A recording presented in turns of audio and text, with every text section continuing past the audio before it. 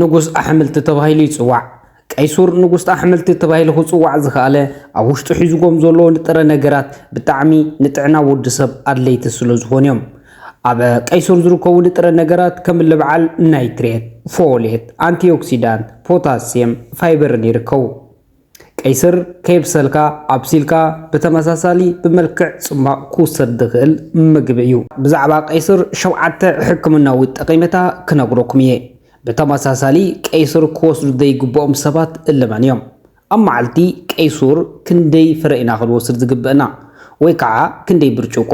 ኣብ መጨረሻ ክነግረኩም እየ ሸውዓተ ሕክምናዊ ጠቐሜታ ቀይሱር ሓደ ጸቕጢ ደም የስተኻኽል ቀይስር ኣብ ውሽጡ ሒዝዎ ዘሎ ንጥረ ነገር ናይትሬት ብዝበሃል ኣብ ሰራውር ደምና ዝፍጠር ጸቕጢ ድፊት ንኽስተኻኽል ናይ ምግባር ተኽእሎ ኣለዎ ብፍላይ ጸቕጢ ደም ኣለኩም ተባሂልኩም መድሓኒት ክሳብ ሕጂ ዘጀመርኩም ማለት እዚ ጸቕጢ ደምኩም ብስፖርት ምስራሕን በኣመጋግባኹምን ንኽተስተኻኽሉ ምኽሪ ዝተዋሃበኩም ሰባት ቀይስር እንተበሊዑኩም እዚ ጸቕጢ ደምኩም ሙሉእ ብምሉእ እዩ ዘስተኻኽሎ ኣብ ቀይስር ዝርከብ ናይትሬት ዝተባሃለ ንጥረ ነገር ናብ ናይትሪክ ኦክሳይድ ዝበሃል ኬሚካል ብምቕያር ኣብ መላእ ሰውነትና ዝርከቡ ሰራውር ደማት ንኽሰፍሑ ዝተረጋግአ ጥዕንኦም ዝሓለዉ ንኽኾኑ ብምግባር ውሕዘት ደም ሙሉእ ብምሉእ ናብ ዝተፈላለዩ ሰውነትና ከም ደስቱ ንኽካየድ ዝገብር ኬሚካል እዩ እዚ ናይትሪክ ዝበሃል ኦክሳይድ ጸቕጢ ደም ጥራሕ ኣይኮነን ዝቕንስ እንታይ ዳስ ነዚ ሰራውር ደምና ሸፊኖም ዝርከቡ ኢንዶቴሊያል ዝበሃሉ ሴላት ጥዕንኦም ዝሓለዉ ንኽኾኑ እውን ይገብር በዚ ምኽንያት ናይትሪክ ኦክሳይድ ዝተባሃለ ኬሚካል ነዚ ሰራውር ደምና ዝሸፈኑ ኢንዶቴሊያል ዝበሃሉ ዋህያታት ናይዚኦም ጥዕና እውን ይሕሉ እዩ ነዞም ዋህያታት እዚኣቶም ክምርዝ ዝኽእል ዝኾነ ይኹን ዓይነት ርስሓት እንድሕር ተሃልዩ ነቲ ርስሓት ናይ ምፅራይን ናይ ምውጋድን ተኽእሎ ዘለዎ ብጣዕሚ ጽቡቕ ዝኾነ ኬሚካል እዩ ኣብዲ ግን ከይነገርኩም ክሓልፍ ዘይደሊ ነገር ናይ ድፊት ደም ወይ ከዓ ናይ ጸቕጢ ደም መድሓኒት እትወስዱ ሰባት ምናልባት ቅድሚ እዚ ቀይስር ምውሳድኩም ምስ ሓኪምኩም ክትረዳድኡን ክትመኻኸሩን ኣለኩም ምክንያቱ እቲ ትወስድዎ ናይ ጸቕጢ ደም መድሓኒት ነቲ ጸቕጢ ደምኩም ዘውርድ እዩ ብተመሳሳሊ ምስ ሓኪምኩም ከይተረዳዳኹምን ከይተማኸርኩምን እንድሕር ነዚ ቀይስር እንተወሲድኩሞ ከምቲ ዓንተ ዘልኩኹም ቀይሱር ከዓነየ ነዚ ጸቕጢ ደም ናይ ምቕናስ ስለ ዘለዎ ስለዚ ክልቲኦም ተደሚሮም ጸቕጢ ደምኩም ብጣዕሚ ከውርድዎ ስለ ዝኽእሉ ሓደጋ ንኸይትቃልዑ ምስ ሓኪምኩም ምስ ዶክተርኩም ክትመኻኸሩ ኣለኩም ካልኣይ ጥቕሚ ቀይስር ጸላም ከብድና ጥዕና ዝሓለወትን ከምኡውን ኣብ ሰውነትና ዝርከብ ርስሓት ንኽውገድን ሰውነትና ንኽጸርን ናይ ምግባር ተኽእሎ ኣለዎ ኣብ ቀይስር ዝርከብ አንቲኦክሲዳንት ዝተባሃለ ንጥረ ነገር ኣብ ሰውነትና ዝርከቡ ርስሓታትን ከምኡውን ቶክሲን ዲቶክሲፋይ ናይ ምግባር ዓቕሚ ኣለዎ ጸላም ከብድና ቀንዲ ስራሕ እንታይ እዩ ኣብ ሰውነትና ዝርከቡ ዝተፈላለዩ ርስሓታት ናይ ምውጋድ ተኽእሎ ኣለዋ ኣብ ቀይስር ዝርከቡ አንቲኦክሲዳንት ንናይ ጸላም ከብዲ ስራሕ የቀላጥፉን ይሕግዙን በዚ ምኽንያት ጸላም ከብድና ኣብ ሰውነትና ዝርከብ ቶክሲን ዲቶክሲፋይ ንኽትገብር ዓቕሚ ዝውዋ ማለት እዩ በተመሳሳሊ መንገዲ ኣብ ቀይስሩ ዝርከቡ አንቲኦክሲዳንት ኣብ ጸላም ከብዲ ዝኾነ ይኹን ዓይነት ነድሪ ቁጥዕ ንኸይሉ ይከላኸሉ ማለት እዩ እቲ ሳልሳይ ኣብ ጸላም ከብዲ ስብሒ ንኸይጠራቐም ናይ ምግባር ናይ ምክልኻል ተኽእሎ ኣለዎም እዞም አንቲኦክሲዳንት ሳልሳይ ሕክምናዊ ጠቐሜታ ቀይስር ዋሕዲ ደም ምክልኻል እዩ ብፍላይ ጥኑሳት እንድሕር ቀይስር ዝበልዓ ተኾይነን ዋሕዲ ደም ንኸየጋጥመን ብጣዕሚ እዩ ዝሕግዘን ምክንያቱ ኣብ ቀይስር ፎሌት ዝበሃል ቀያሕቲ ዋያታት ደም ንምስራሕን ከምኡውን ቀያሕቲ ዋያታት ደም ዝባፅሑ ንኽኾኑ ናይ ምግባር ተኽእሎ ዘለዎ ንጥረ ነገር ኣሎ እዚ ንጥረ ነገር እዚ ብተፈጥሮ ኣብ ቀይስር ይርከብ ስለዚ ቀይስር ዝምገብ ሰብ ዋሕዲ ደም ኣየጋጥሞን እዩ ዋሕዲ ደም ምህላውን ዘይምህላውን ብምርመራ ኢና ንፈልጦ ምናልባት ግን ብምልክታቱ ጌርና እውን ክንርድኦ ንኽእል ኢና እንድሕር ሓደ ሰብ ዋሕዲ ደም ተሃልይዎ ሕዱር ዝኾነ ናይ ርእሲ ሕማም ከምኡውን እዚ ትርግታ ልቡ ናይ ምውሳኽ እንደገና ብዙሕ ነዊሕ እንድሕር ተጓዒዙ እዚ ናይ ምትንፋስ ሕፅረት የጋጥሞ እዩ ከምኡውን ሓያል ዝኾነ ድኻም የጋጥሞ እዩ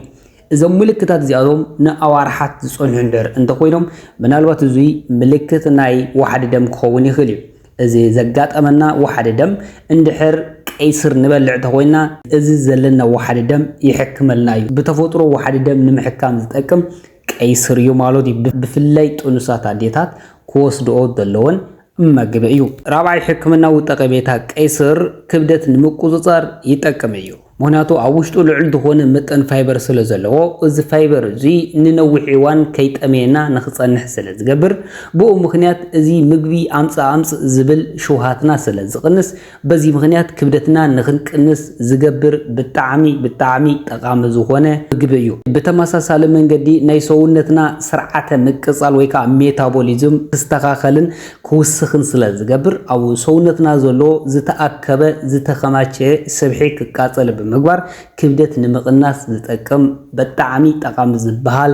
ምግቢ እዩ ቀይ ስር ሓምሻይ ሕክምናዊ ጠቀሜታ ቀይ ስር ድርቀት ከብዲ ይከላኸል ቀይ ስር ከምቲ ዝበልኩኹም ልዑል ዝኾነ መጠን ሓሰር መሰር ወይ ከዓ ፋይበር ኣለዎ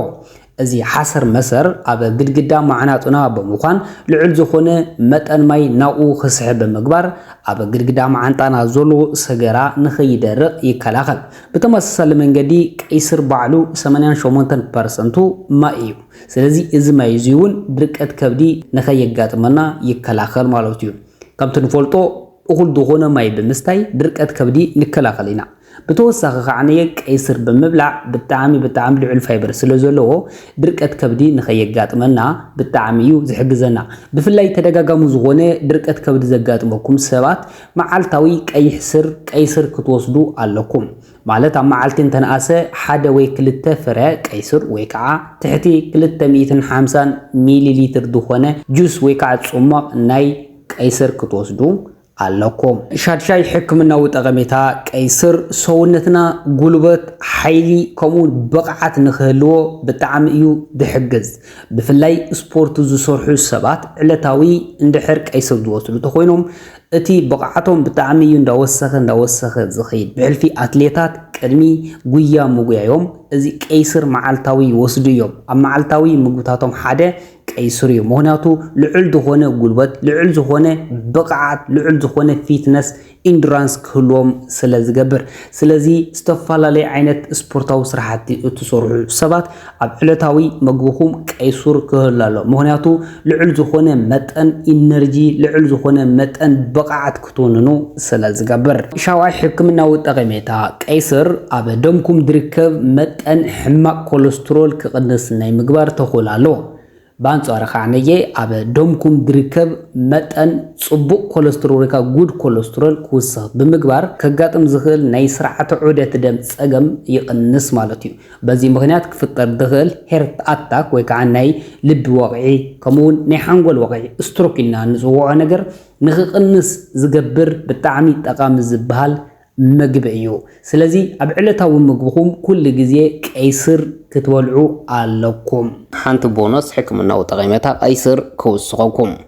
ቀይ ስር መጽናዕታት ከም ዝሕብርዎ ስንፈተ ወሲብ ብሕልፊ ብልዕቲ ጠጠው ናይ ዲ ምባል ፀገም ኣብ ምፍታሕ ዓብይ ሮል ኣለዎ ቅልል ዝበለ ናይ ብልዕቲ ጠጠው ናይ ዲ ምባል ፀገም ዘለዎም ሰባት ቀይ ስር ዕለታዊ ምግቦም ዝገብሩ እንትኾይኖም እዚ ፀገሙ ይስተኻኸል ከም ዝኾነ እዩ መጽናዕታት ትሕብር ዘለዉ ኣብ ቀይ ስር ዝርከብ ናይትሬት ዝበሃል ንጥረ ነገር ናብ ናይትሪክ ኦክሳይድ ብምቕያር ናይትሪክ ኦክሳይድ ከዓነየ እኹልን ብሉፅን ከምውን ጥዕናት ዘለዎ ውሕዘት ደም ንኽህሎ ትለትገብር በዚ ምክንያት ናብ ብልዕቲ ዝኸይድ ደም ውሕዘት ብምውሳኽ ብልዕቲ ጠጠው ንኽብል ዓብይ ኣስተዋፅኦ ኣለዎ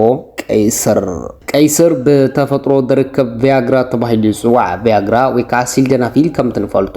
ናይ ስንፈተ ወሲብ ፀገም ብፍላይ ከዓኒ ኢሬክታይል ዲስፋንክሽን ብልዕቲ ጠጠው ናይ ደም ምባል ፀገም ንምፍታሕ ዝጠቅም መድሓኒት እዩ ቀይ ስር ልክዕ ከም ቪያግራ ኣብ ሰውነት ናይትሪክ ኦክሳይድ ክውስኽ ብምግባር ናብ ብልዕቲ ዝኸይድ ውሕዘት ደም ክውስኽ ብምግባር ብልዕቲ ጠጠው ንኽብል ዝጠቅም እዩ በዚ ምክንያት እዚ ቀይ ስር ብተፈጥሮ ዝርከብ ቪያግራ ተባሂሉ ይጽዋዕ ቀይ ስር ዞም ዝገለጽናዮም ሕክምናዊ ጠቀሜታታት ኣለዎም ግን ኩሉ ሰብ ቀይ ስር ይበልዕ ማለት ኣይኮነን ቀይ ስር ክበልዑ ዘይግብኦም ሰባት ኣለዉ ሓደ ናይ ጸቕጢ ደም መድሓኒት ትወስዱ ሰባት እዞም ሰባት እዚኣቶም ናይ ዶክተሮም ምኽርን ናይ ዶክተሮምን ሓሳብ ከይሰምዑ ቀይ ስር ክበልዑ የብሎምን ምክንያቱ አንተወኹም ዝወልኩኹም እቲ ዝወስድዎ ናይ ጸቕጢ ደም መድሓኒት ነቲ ጸቕጢ ደሞም ክወርድ ዝገብር እዩ በተመሳሳሊ ቀይ ስር እውን ነቲ ጸቕጢ ደም ክወርድ ስለ ዝገብር ኩልቲኦም ተደማሚሮም እቲ ጸቕጢ ደሞም ካብ መጠን ንታሕቲ ክወርድዎ ስለ ዝኽእሉ በዚ ምክንያት እቶም ተሓከምቲ ክጉድኡ ይኽእሉ እዮም ስለዚ ናይ ፀቕጢ ደም መድሓኒት እትወስዱ ሰባት ዶክተርኩም ክትማኽሩ ኣለኩም ቅድሚ ቀይስር መመጋብኩም ካልኣይ ቀይስር ክወስዱ ዘይግቦም ሰባት ቅድሚ ሕዚ ተደጋጋሚ ዝኾነ ናይ ፀቕጢ ደም ምውራድ እንድሕር ደጋጥመኩም እንተነይሩ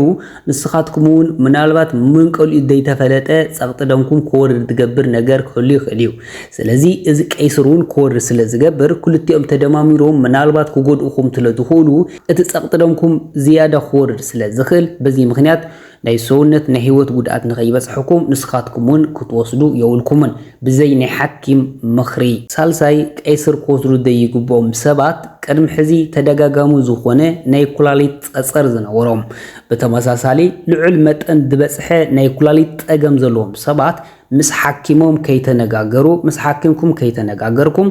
እዚ ቀይስር ክትወስዱ የውልኩምን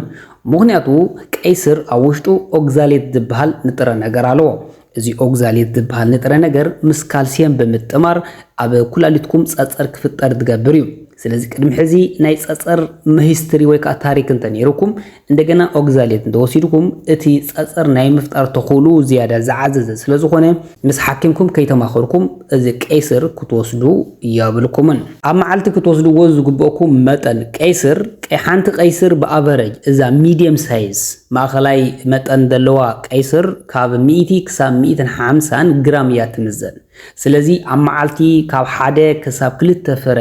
ቀይስር ክትምገቡ ትኽእሉ ኢኹም ወይ ከዓ ካብ 250 ሚሊ ሊትር ዘይበልፅ ጽማቕ ናይ ቀይስር ክትወስዱ ትኽእሉ ኢኹም ዝኸበርኩም ተኸታተልቲ ንሎማዓንቲ ዝነበረና እዚ ይመስል ኣብ ቀጻሊ ብኻሊ ክንራኸብ ኢና ክሳብ ሽዑ ሰላም ኩኑ